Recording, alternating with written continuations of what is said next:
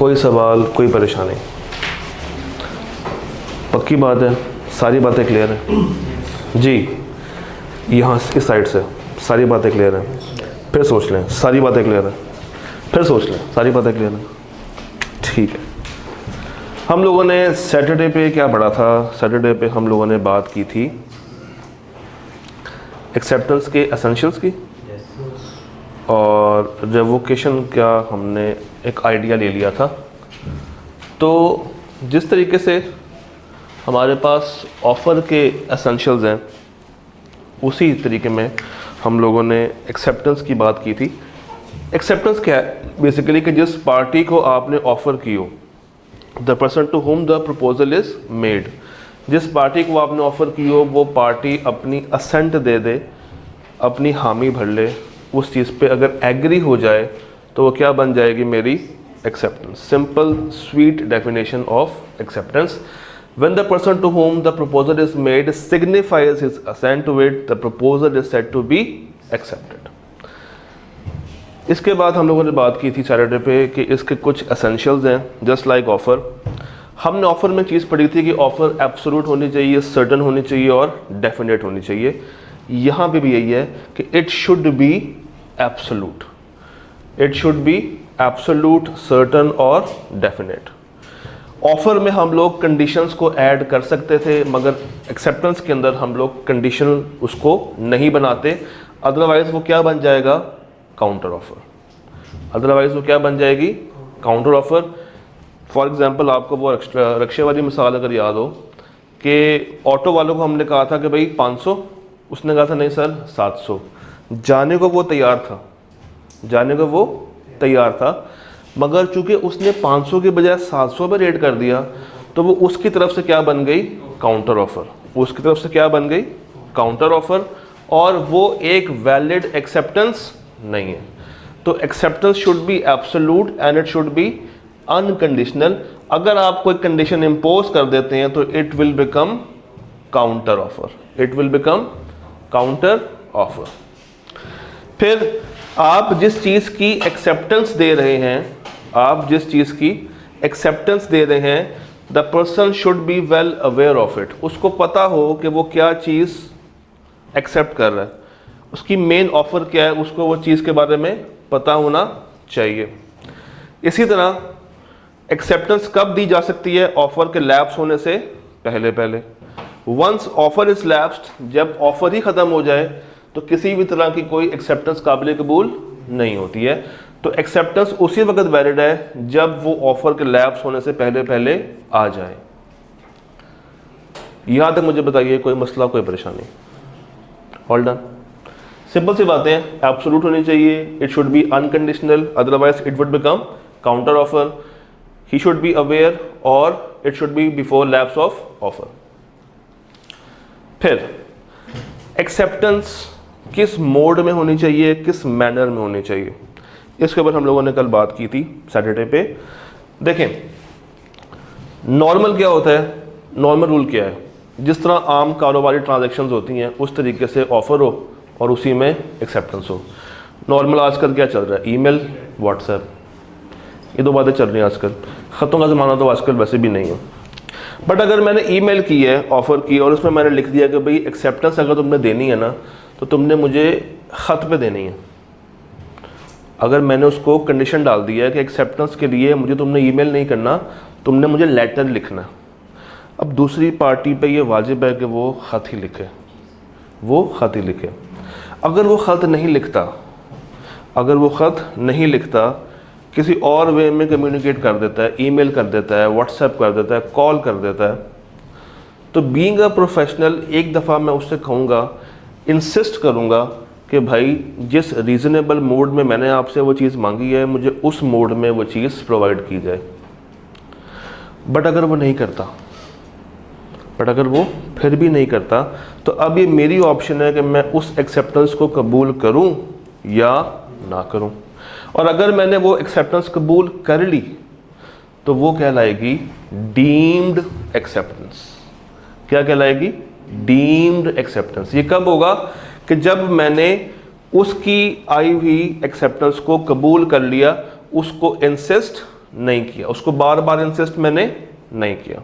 एक दफ़ा कर लिया, 2 दफ़ा कर लिया, वो नहीं मान रहा, और अगर अब मैं खामोश हो गया हूँ तो it should be called deemed acceptance. मैंने नीम रजामंदी के साथ उसकी एक्सेप्टेंस को कबूल कर लिया है, अगर वो मेरे बताए हुए मैनर में नहीं आई।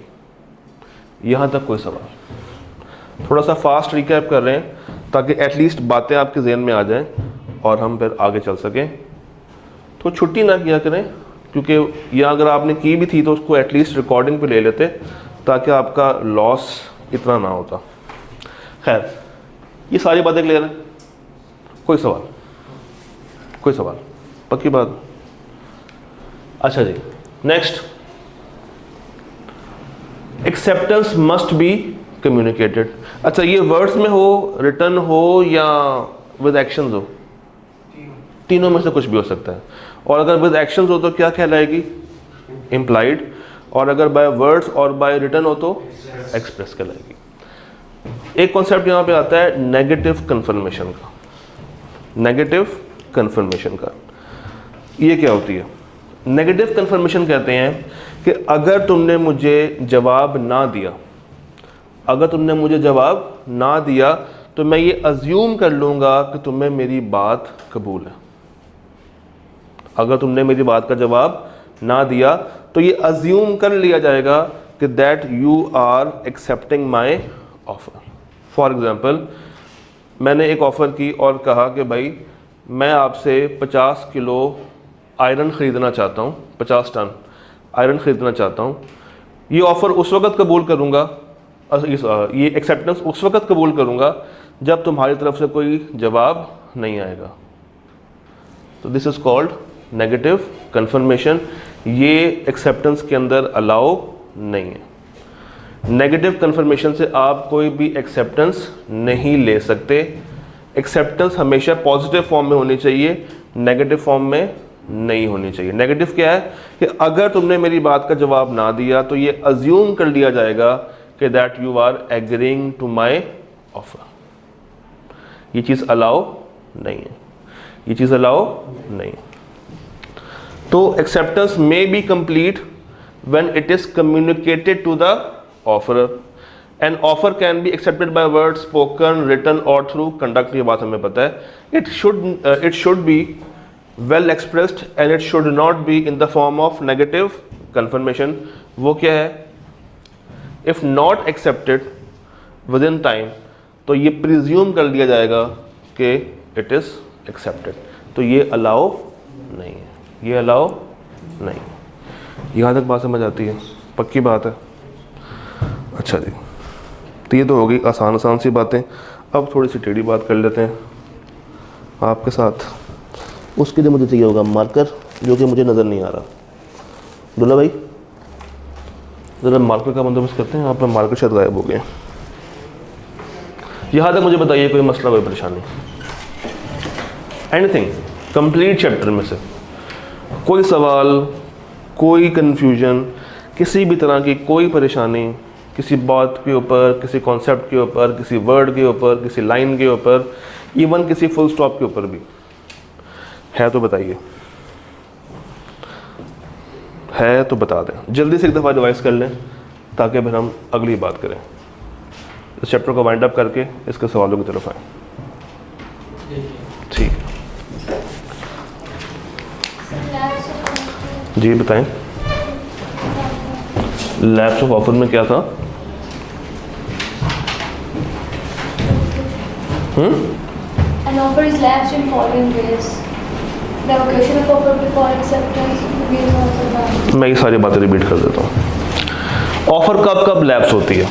नंबर 1, मैंने आपको ऑफ़र की, आपने वो चीज़ कबूल कर ली, तो क्या अब मेरी ऑफ़र वैलिड है? नहीं, क्योंकि आपने जब कबूल कर लिया तो मेरी ऑफ़र तो ख़त्म हो गई। वो क्या बन गई है? एक्सेप्टेंस के साथ प्रॉमिस में, एग्रीमेंट में या कॉन्ट्रैक्ट में कन्वर्ट हो जाएगी। मेरी स्टैंडिंग ऑफ़र अब वो वैलिड नहीं है। आपको की थी, आपने कबूल कर ली, बात ख़त्म हो गई। दूसरी बात, मैंने ऑफ़र की और आपने एक्सप्रेसली उसको मना कर दिया। आपने कहा सॉरी मुझे काबिल कबूल नहीं है, तो क्या अब वो ऑफ़र आपके लिए वैलिड है? नहीं, ख़त्म हो गई ना। एक्सेप्ट करने से भी ख़त्म हो गई है और इनकार करने से भी ख़त्म हो गई। ये दो बातें क्लियर हैं। Revocation of offer should be before acceptance. Offer कब रिवोक की जा सकती है? एक्सेप्टेंस से पहले पहले। क्यों? वंस इट इज़ एक्सेप्टेड तो वो ऑफ़र रही नहीं, वो ऑफ़र कन्वर्ट होकर क्या बन जाएगी? एग्रीमेंट या कॉन्ट्रैक्ट। तो when it is accepted, when it is, या ब्लू चाहिए, व्हेन इट इज़ एक्सेप्टेड तो फिर हम उसको ख़त्म नहीं कर सकते। ख़त्म कब किया जा सकता है? एक्सेप्टेंस से पहले पहले। Revocation of offer before acceptance by the offeree. Acceptance से पहले पहले ही हम उसको ख़त्म कर सकते हैं, उसके बाद ख़त्म करेंगे तो कोई फ़ायदा नहीं होगा। फिर it should B lapsed with in reasonable time, with in reasonable time. और अगर टाइम मेंशन्ड है तो उसी टाइम फ्रेम के अंदर अंदर हम उसको ख़त्म कर सकते हैं, उसके बाद नहीं। अच्छा जी, डेथ और इंसैनिटी, ये वाला पॉइंट क्लियर है? डेथ वाला ये पॉइंट हमने हफ्ते को किया था या जुम्मे को किया था? हफ्ते को किया था, कोई बात नहीं, दोबारा कर लेते हैं। बोर्ड पे आए।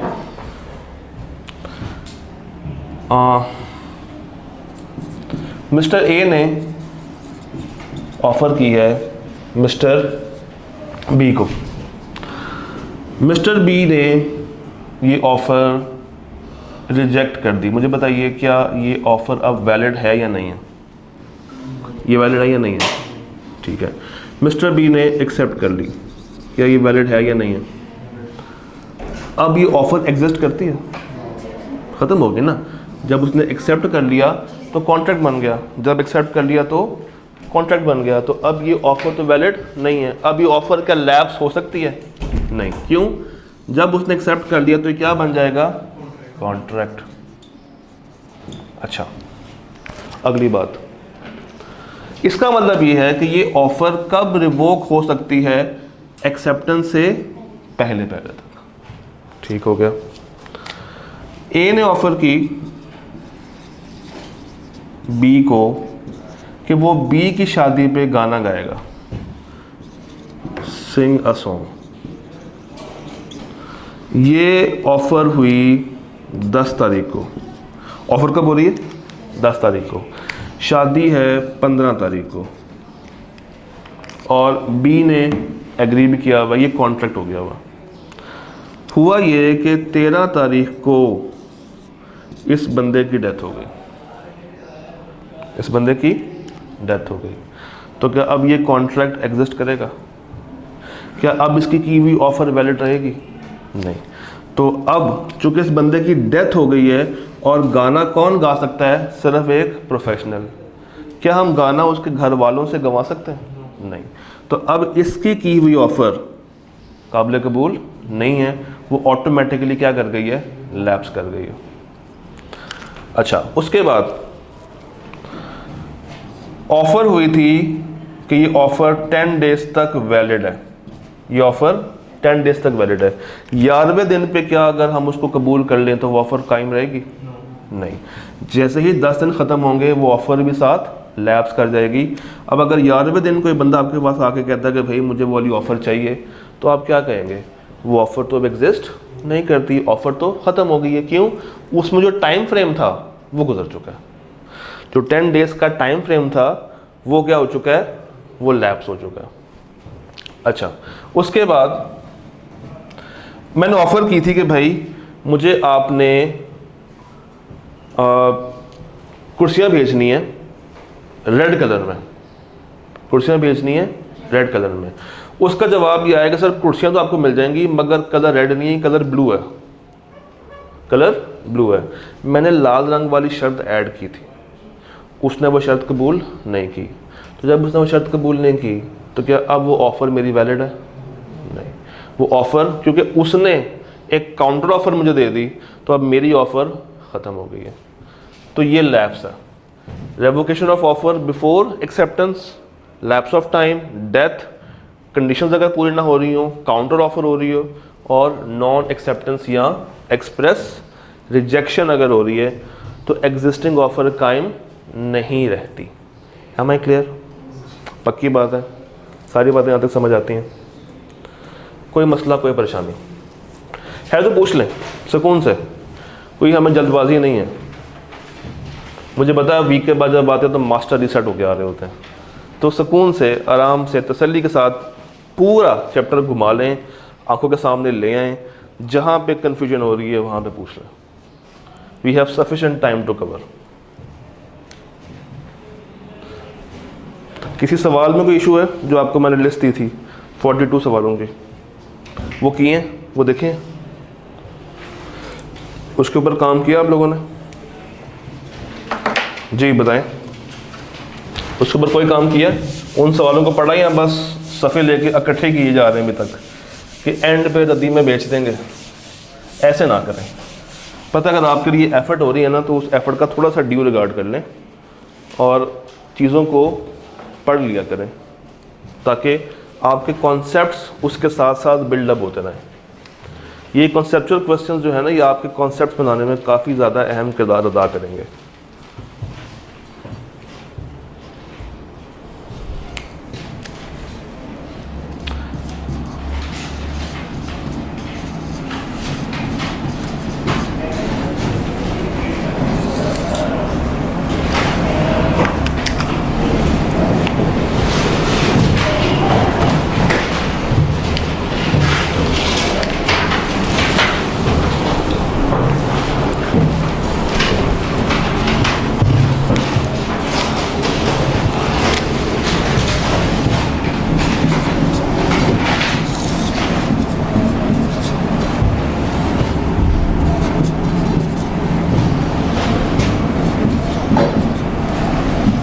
आप लोग पढ़ लें, तब तक आपके लिए मैं एक डायग्राम बना लूँ।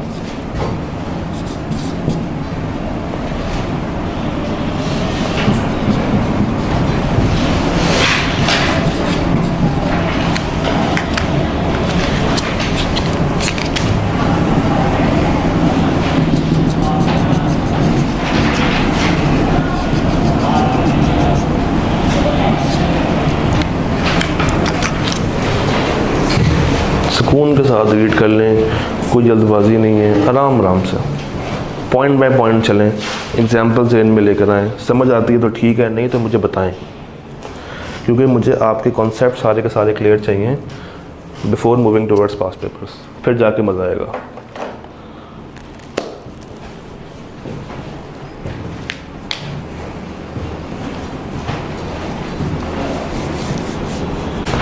ये इस वक्त आपको मैंने 1 पेजर दे दिया है इस कंप्लीट चैप्टर का। अभी आपने आखिरी वाली जो बात लिखी हुई ना, जो लिखी हुई मैंने रोमन इंग्लिश में शायद, उसको इग्नोर करते हुए बाकी हम लोगों ने कवर कर लिया। फोकस मार सकते हो या मैं आगे आऊँ? आगे आ जाता हूँ। ये एक हैंड आउट है जो कि अभी शेयर हुआ है क्लास के अंदर, और ये आपको ग्रुप में भी शेयर हो जाएगा। This is mind map of chapter number 2, जो कि आपको क्विक रिवीजन करने में हेल्प करेगा। तो पूरा चैप्टर इस एक पेज के ऊपर है। अच्छा, इसमें अगर आप लोगों ने गौर किया हो तो ICAP के पास्ट पेपर्स के रेफरेंस भी दिए हुए हैं कि कौन सा सवाल किस कॉन्सेप्ट में से आया, तो वो भी आपको हेल्पफुल रहेगा जब आप पास्ट पेपर्स की प्रैक्टिस कर रहे होंगे। जी, कोई सवाल, कोई परेशानी, anything you want to ask? कोई सवाल? Done done done done done. आए मूव करते हैं टुवर्ड्स पोस्टल रूल। थोड़ी सी बातें अब आपने समझ के चलनी है यहाँ से। सर, एक शख्स है मिस्टर ए, ये रहते हैं इंग्लैंड में, और एक शख्स है मिस्टर बी, ये रहते हैं इंडिया में। ज़माना है पुराना, सन 1872 के बाद का ज़माना, अभी पाकिस्तान आज़ाद नहीं हुआ। इस इंग्लैंड में बैठे हुए शख्स ने इस इंडिया में बैठे हुए शख्स से कुछ स्पाइसेस ख़रीदने हैं, कुछ मसाले ख़रीदने हैं। तो इसने क्या कि इसने ऑफ़र भेजी कि I want to buy some spices from you, इतने पैसों के ऊपर। ये ख़त उसने रवाना किया 5 तारीख को और मिस्टर बी को मिला 10 तारीख को। मुझे बताइए ऑफ़र कब कम्युनिकेट हो रही है, 5 को या 10 को? 10 को। ये बात सबको क्लियर है? इसमें कोई, ठीक है, यहाँ लिख लेते हैं। ऑफ़र की जो कम्युनिकेशन है वो कब हो रही है? 10 को। मिस्टर बी जो कि इंडिया में बैठे हुए हैं, उन्होंने चेक किया उनके गोदाम में वो स्पाइसेस मौजूद हैं या नहीं हैं, सब कुछ चेक चुक करके उन्होंने 15 तारीख के ऊपर एक्सेप्टेंस का ख़त लिखा और जाके उसको पोस्ट बॉक्स में डाला, उसको पोस्ट कर दिया, उसको पोस्ट कर दिया। ये ख़त मिला मिस्टर ए को 20 तारीख पे। ख़त कब मिल रहा है? 20 तारीख पे। पोस्ट कब हो रहा है? 15 पे। मिल कब रहा है? 20 पे। ये बताइए, ये जो ऑफ़र हम कह रहे हैं कि ऑफ़र कम्युनिकेट हो गई है 10 को, किसके नज़दीक कम्युनिकेट हुई है? ए के लिए या बी के लिए? ये जो ऑफ़र बी को भेजी है, ऑफ़र पूरी हो गई है ए के लिए या बी के लिए? ए के लिए। तो ए के नज़दीक ऑफ़र कब पूरी हो रही है? 10 तारीख को। और जब बी को वो ऑफ़र मिल गई 10 तारीख को, तो फिर वही ऑफ़र बी के लिए भी उसी डेट पे कम्युनिकेट हो रही है। तो ऑफ़र के लिए याद रखना है, दोनों पार्टीज़ के लिए डेट क्या होती है? हमेशा सेम। यहाँ तक बात समझ है? अच्छा, बी ने अपने गोदाम वगैरह में देखा स्पाइसेस पूरे हैं या नहीं हैं, उसने 15 तारीख को ख़त डाल दिया कि यस आई एग्री। उसने एक्सेप्टेंस का ख़त रवाना कर दिया, उसने एक्सेप्टेंस का ख़त रवाना कर दिया। ख़त पहुंचा 20 तारीख पे। ए के पास ख़त पहुंचा 20 तारीख पर, जिस पे लिखा था कि मैं भी ये एग्री करता हूँ कि मैं तुम्हें स्पाइसेस भेजूँगा तुम्हारे ही बताए हुए रेट के ऊपर। बी की एक्सेप्टेंस का ख़त पहुँचा है 20 तारीख को। आपके मुताबिक एक्सेप्टेंस कब पूरी हो रही है? नॉर्मल रूल क्या है? नॉर्मल रूल क्या होगा? एक्सेप्टेंस कब पूरी होगी, 15 को या 20 को? बताएं। 20 को। दिल यही कहता है कि कब पूरी होगी? 20 को। लिख लेते हैं। 20th पे आप कह रहे हैं एक्सेप्टेंस कम्युनिकेट हो रही है, ऐसा ही है। तो ए को ख़त मिल रहा है जिसमें एक्सेप्ट कौन कर रहा है, ए या बी? बी। तो ये एक्सेप्टेंस किसके लिए कौन पूरी कर रहा है? बी। बी कर रहा है ना। तो बी के नज़दीक एक्सेप्टेंस कब हो रही है? बी के लिए या बी के नज़दीक एक्सेप्टेंस कब पूरी हो रही है? 20 तारीख को। 20 तारीख को ही ए को पता चला ना कि बी एग्री है, तो बी की बात कब पहुंची? 20 तारीख को। तो ये एक्सेप्टेंस कब पूरी हो रही है? 20 को। किसके लिए? बी के लिए। सवाल ये है कि ए के नज़दीक या ए के लिए कब कॉन्ट्रैक्ट एक्सेप्ट हो रहा है, 10 को, 15 को या 20 को? याद रखना है रूल क्या है। रूल ये है जस्ट फॉर एक्सेप्टेंस, जिस दिन दूसरी पार्टी ने ख़त पोस्ट किया होगा ना, जिस दिन दूसरी पार्टी ने ख़त पोस्ट किया होगा, लेटर बॉक्स में वो ख़त डाला होगा, उस दिन पहली पार्टी के नज़दीक एक्सेप्टेंस होगी। उस दिन पहली पार्टी के नज़दीक क्या होगी? एक्सेप्टेंस होगी। यानी कि एक्सेप्टेंस में हम लोगों ने 2 डेट्स के साथ चलना है और ऑफ़र में हम लोगों ने एक सिंगल डेट के साथ चलना है। ऑफ़र दोनों के लिए क्या पूरी हो रही है? 10 पे। मगर एक्सेप्टेंस किसी के लिए 15 पे हो रही है, किसी के लिए 20 पे हो रही है। ये बुज़ुर्गों का बनाया हुआ कानून है। होता क्या, जैसे ही इसने ख़त डाला पोस्ट बॉक्स के अंदर, ये अपने ज़िम्मेदारियों से फ्री हो गया कि भाई ठीक है मैंने एक्सेप्ट कर दिया। जैसे ही ख़त डाल के आएगा मिस्टर ए, ये जो शख्स इंग्लैंड में बैठा है ना, ये बाउंड हो जाएगा। इसके नज़दीक एक्सेप्टेंस कब हुई है? 15 को। और इसके नज़दीक एक्सेप्टेंस कब हो रही है?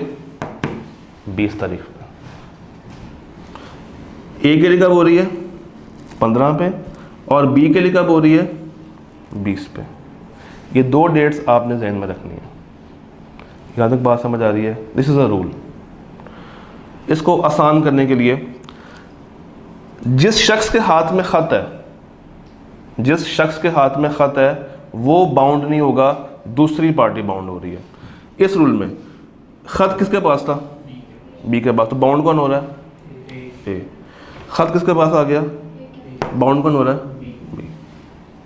तो ये डायगोनल मूव करेगा ऐसे। 15 तारीख को जब मिस्टर बी ख़त डाल कर आया होगा, पोस्ट करके आया होगा, तो वो फ़ौरन तो नहीं मिल जाएगा ए को, मगर उस ख़त की पोस्टिंग ने किसको बाउंड कर दिया? ए को। ए के लिए कॉन्ट्रैक्ट कब बनाया? 15 पे। बी के लिए कॉन्ट्रैक्ट कब बना है? 20 पे। तो ये बात आप लोगों ने ध्यान में रखनी है। एक्सेप्टेंस जो कम्युनिकेट हो रही है ए के लिए वो कब पूरी हो रही है? 15 पे। और बी के लिए कब पूरी हो रही है? 20 पे। अब आते हैं उस पॉइंट की तरफ जो कि आपको सामने स्क्रीन पर नज़र आ रहा है। Communication is complete against proposer. मुझे बताइए इसमें प्रोपोजर कौन है? ऑफरर कौन है? A. Communication is complete against offerer when it is put into course of transmission. वो क्या होता है? जब आपने उसको रवाना कर दिया। तो ए के लिए कब हो रहा है? 15 पे। और communication is complete against acceptor. Acceptor कौन था इसमें? B. When it comes to knowledge किसके? Of proposal. When it comes to knowledge of proposal. और वो कौन है? मिस्टर प्रपोजर कौन है? ए। तो this is postal rule. This is postal rule. कभी भी अगर भूल जाए तो दो बातें याद होनी चाहिए, उसके बाद ये रूल ऑटोमेटिकली याद हो जाएगा आपको। ऑफर के लिए सिंगल डेट है, एक्सेप्टेंस के लिए 2 डेट्स हैं, पहली बात। दूसरी बात, जिस शख्स के हाथ में ख़त है वो बाउंड नहीं होगा, दूसरा शख्स बाउंड होगा। बस यहाँ पे ख़त किसके हाथ में था? ख़त किसके पास था? बी के पास था। बाउंड कौन हो रहा है? ए।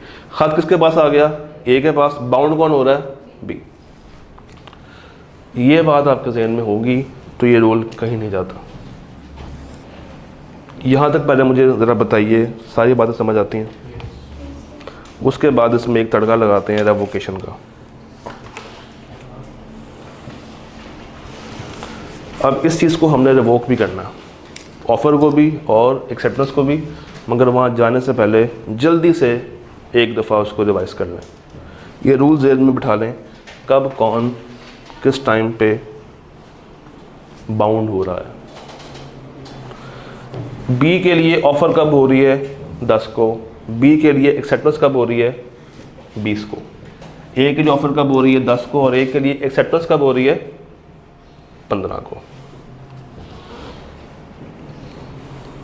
इस एग्ज़ाम्पल के बाद किताब में मौजूद सारे जो एग्ज़ाम्पल्स हैं लेटर्स वाली, वो आप सॉल्व कर सकते हैं जब भी आपको ये रूल समझ आ जाए।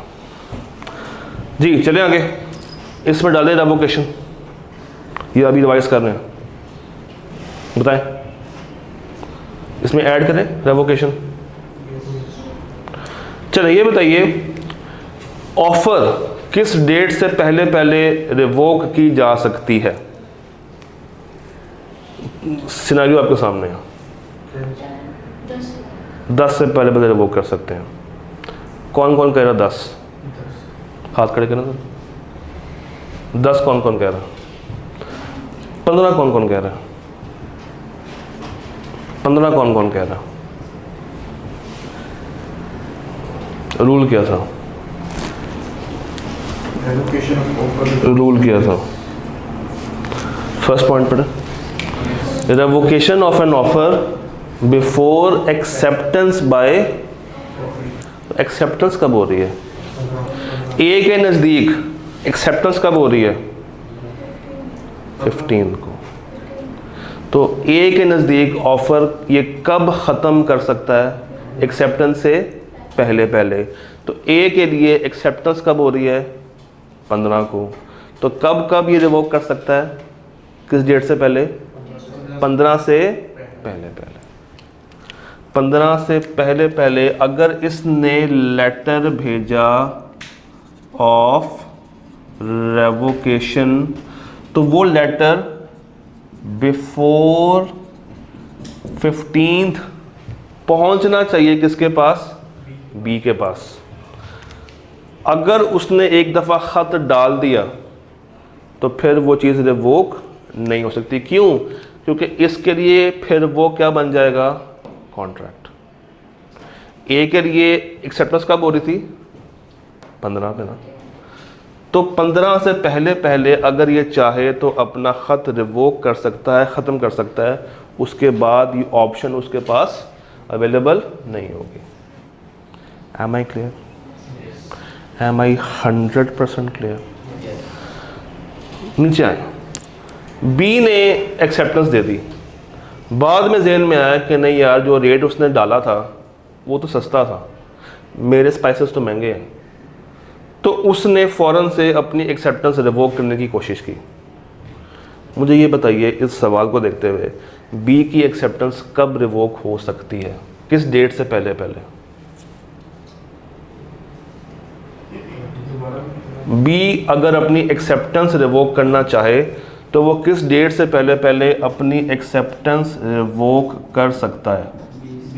20 से पहले पहले। 20 से पहले पहले, यानी कि इस डेट से पहले पहले वो अपनी एक्सेप्टेंस को रिवोक कर सकता है। इसके बाद करेगा तो फ़ायदा नहीं है। क्यों?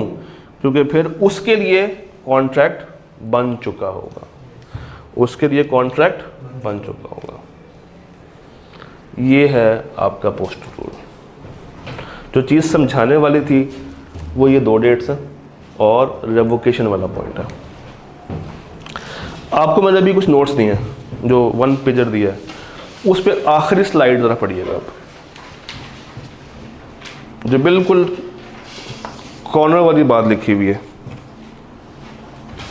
पढ़िएगा ज़रा।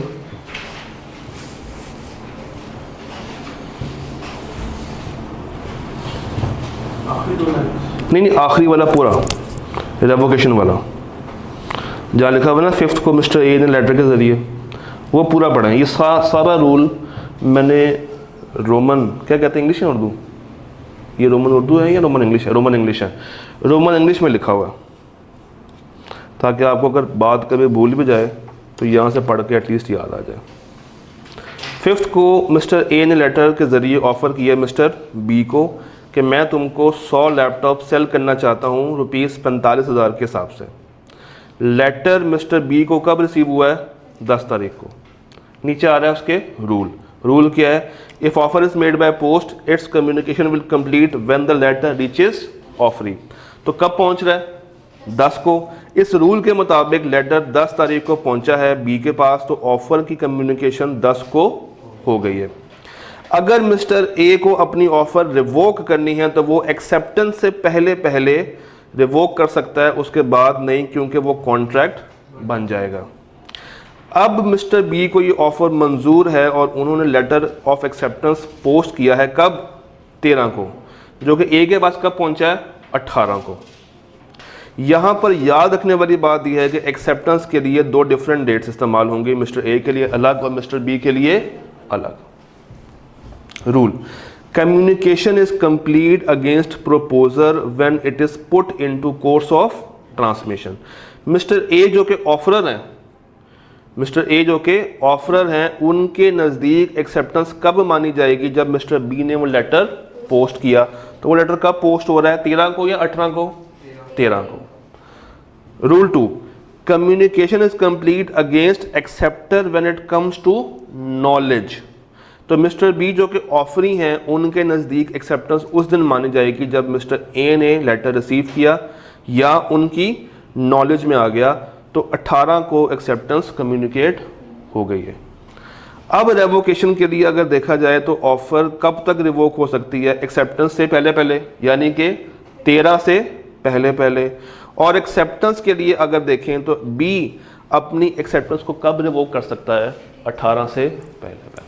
अब अगर ये रूल कभी भूल भी जाए तो ये सारी बातें पढ़ के आपको वो सारी कहानी याद आ जाएगी। ICAP ने एक दफ़ा इसके ऊपर एक सवाल पूछा है, सलीम और गाजी वाला, और जब हम जाएंगे टूवर्ड्स पास्ट पेपर्स तो वो आपको समझ आ जाएगी। अच्छा, इस 1 पेजर के अंदर क्या क्या बातें हैं? फर्स्ट पेज आपको बता रही है कि प्रॉमिस क्या है, एग्रीमेंट क्या है, कॉन्ट्रैक्ट क्या है। ये सारी बातें मैंने कुछ शॉर्ट समराइज फॉर्म में कर दी हैं। नेक्स्ट आपको एसेंशियल्स, लैब्स और रेवोकेशन वाली बातें बता रहे हैं ऑफ़र की। उसके नीचे एसेंशियल्स ऑफ एक्सेप्टेंस हैं और रेवोकेशन ऑफ ऑफ़र वाली बात है। अच्छा, उसके बाद ये सारी कहानी पोस्टर रूल वाली आ रही है। इस 1 पेजर के अंदर ICAP पास से बस रेफरेंस भी दिए हुए हैं। अगर आपने गौर किया हो तो नीचे कुछ लिखा हुआ है। इसका मतलब ये है कि इस कॉन्सेप्ट में सवाल ICAP ने पूछा है इस रेलेवेंट अटैम्प्ट के अंदर। जैसे अगर हम इसी की बात करें तो ICAP PP refer question number 4B autumn 18, बिल्कुल एंड पे लिखा हुआ है। बिल्कुल एंड पे ज़रा देखिए क्या लिखा हुआ है। ICAP आसे पर reference question number 4B autumn 18, यानी कि ऑटम 18 क्वेश्चन नंबर 4B जो आया था वो इस कॉन्सेप्ट के ऊपर आया था। इसी तरह आपकी लेफ़्ट साइड के ऊपर कुछ नीचे एरोज बने हुए हैं जिसमें लिखा हुआ है लिंक्ड कॉन्सेप्ट्स। इसमें क्या है? इसमें वो कॉन्सेप्ट्स हैं जो कि ऊपर तो फॉल नहीं कर रहे हैं, वो अपने अंदर एक अलग दर्जा रखते हैं, तो उसको मैंने अलग से बता दिया। जैसे काउंटर ऑफर, जैसे नेगेटिव कन्फर्मेशन, तो वो अपने अंदर भी एक इंडिविजुअल कैपेसिटी रखते हैं। जिस तरह काउंटर ऑफर से सवाल आया हुआ है क्वेश्चन नंबर 3B ऑटम 15 और क्वेश्चन नंबर 3C स्प्रिंग 20 के अंदर। इसी तरह रेवोकेशन ऑफ ऑफर में से सवाल कहाँ पे आया है? Question number 2A spring 12, question number 10A autumn 22। Invitation to on offer में से कब सवाल आया? क्वेश्चन नंबर 1B का सेकंड पार्ट स्प्रिंग 19। तो ये सारे सवाल हम लोगों ने करने हैं, बट जस्ट आपको रेफरेंस दे रहा हूँ कि ICAP किन किन कॉन्सेप्ट्स में से किस किस तरह का सवाल इस चैप्टर में से टेस्ट कर चुका है, ताकि चीज़ों को रिवाइज करते हुए एग्ज़ाम की तैयारी करते हुए आपको ये चीज़ें काम आ रही होंगी। चैप्टर 2 हमारा डन होता है। चैप्टर 2 हमारा डन होता है। अब आप इस चैप्टर को तसल्ली के साथ पूरा पढ़ सकते हैं। Timing of revocation of offer आपको पता चल गई है और टाइमिंग ऑफ एक्सेप्टेंस आपको पता चल गई है इस रूल के मुताबिक। When it is put in course of transmission और जब वो रिसीव होती है, सारी कहानियाँ इस रूल के मुताबिक अब आपको पता चल चुकी हैं। अब मुझे बताइए कोई मसला, कोई परेशानी? देख लें, एक दफ़ा रिवाइज कर लें तसल्ली के साथ, कोई जल्दबाजी नहीं है। सुकून के साथ पूरा चैप्टर पकड़ें, 1 गो में रीड करें। जिस पॉइंट पे स्टक हो रहे हैं फ़ौरन से पूछें। इवन अगर आपको यही नहीं समझ आ रही कि प्रॉमिस क्या होती है, वो भी मुझसे पूछ सकते हैं, तो मसला नहीं है। जहाँ पे स्टक हो रहे हैं सवाल लेकर आएँ, पूछेंगे तो आपका फ़ायदा। कभी भी परेशान नहीं होना कि हम किस तरह का सवाल कर रहे हैं। सवाल करेंगे तो चीज़ें आएंगी। शायद आपका सवाल दूसरों के लिए हेल्पफुल साबित हो जाए।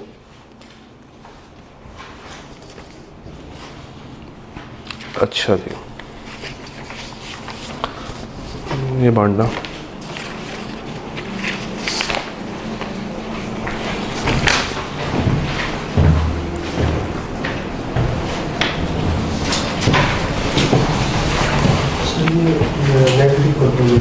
नेगेटिव कंफर्मेशन में क्या समझ नहीं आ रहा? इसमें ये लिखा हुआ है कि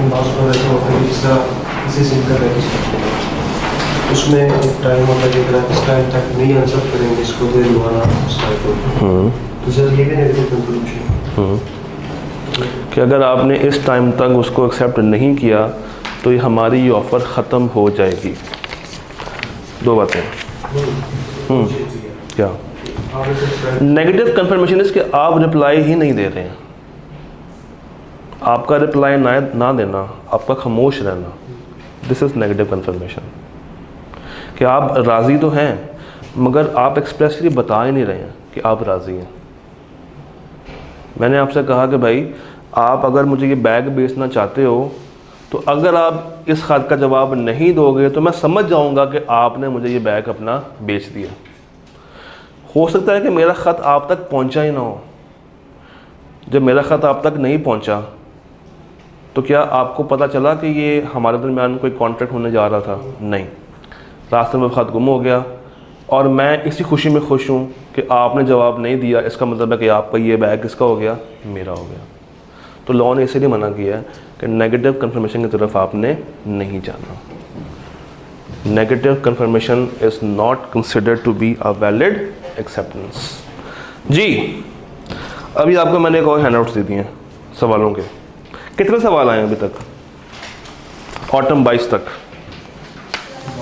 12 सवाल हैं। 12 सवाल।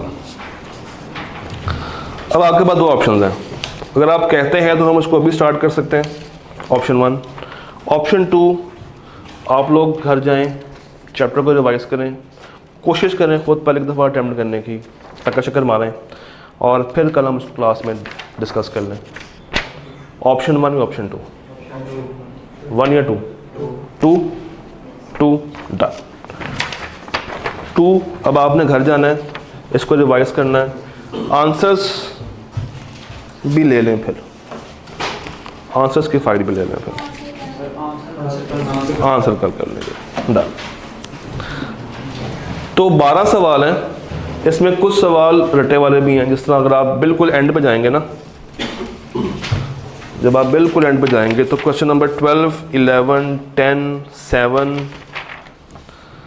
7 के बाद 3A, ये सारे सवाल कौन से हैं? 1A, ये सारे सवाल क्रैमिंग बेस्ड हैं।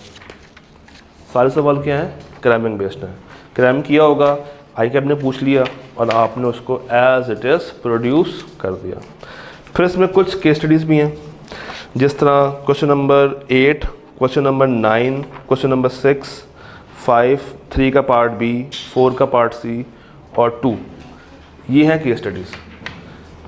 इनको पढ़ना है और अंडरस्टैंड करना है कि कॉन्सेप्ट टेस्ट कौन सा हो रहा है। अपने माइंड में एक इसका आंसर बनाना है, लिखना भी है। लिखेंगे क्या, वो उसके ऊपर मैं अभी बहस नहीं कर रहा, वो हम कल बहस करेंगे उसके ऊपर। बट आपने अपने एंड के ऊपर इसका एक आंसर ड्राफ्ट करने की कोशिश करनी है। कोशिश करेंगे तो चीज़ आएगी, सिर्फ डिपेंड कर लेंगे तो फ़ायदा नहीं होगा। अपने हाथ पांव चलाने हैं, टक्करें मारनी है और लिखना है पेपर के ऊपर, तब जाके फ़ायदा होगा। इवन रट्टे वाले सवाल भी है ना, तो याद करके लिखें। लिखेंगे तो आपको एक मोटिवेशन आएगी कि यस, हमने एक चैप्टर कंप्लीट कर लिया। और यही फिर हमारी बात चलेगी फॉर एवरी चैप्टर कि आपने टक्कर पहले मारनी है, उसके बाद मैं आपको ये बातें बता रहा हूँ। एक और बात भी नोट कर लें, चैप्टर नंबर 2 का टेस्ट होगा वेडनेसडे वाले दिन। आप लोग 8 से 9 क्या कर रहे हैं? 8 से 9 सोने के अलावा क्लास तो नहीं किसी की? 8 से 9 पक्की बात? 8 से 9 का टाइम करते हैं टेस्ट का। 8 से 9 टेस्ट हो जाएगा, फिर 9 से ऑनवर्ड्स हमारी क्लास हो जाएगी। हाँ जी, कितनी दूर से आना होता है? तो घंटा पहले आ जाओ एक दिन के लिए। क्या चल पढ़ो, करना पड़ना। घंटे से कोई फ़र्क पड़ना नहीं है, 1 घंटे के लिए आप आ जाएं, टेस्ट दें, चलें। अगर आप क्लास के बाद देना चाहें हम तब भी कर लेंगे। बाकियों के लिए 8 से 9 कर लेते हैं, आपके लिए क्लास के बाद कर लेते हैं। इस पर खुश हैं? 8 से 9 कर लें। मैं तो आपको कह रहा हूँ 8 से 9 कर लें, ताकि आप ही का फ़ायदा रहेगा। ठीक है जी। तो अब चैप्टर नंबर 2 आपके हवाले, आपने करना है, उसको बड़ा टाइम दें, कॉन्सेप्ट को समझें, प्रैक्टिस सवाल करें जो मैंने दिए हुए हैं। उसके बाद इस पे शिफ्ट हों, अटैम्प्ट करने की कोशिश करें, लिखें, और उसके बाद कल हम इसको तसल्ली के साथ बात करेंगे कि कौन कौन से सवाल ICAP ने पूछे हैं और कैसे कैसे इसको हम ड्राफ्ट कर सकते थे। डन। अल्लाह दे वाले।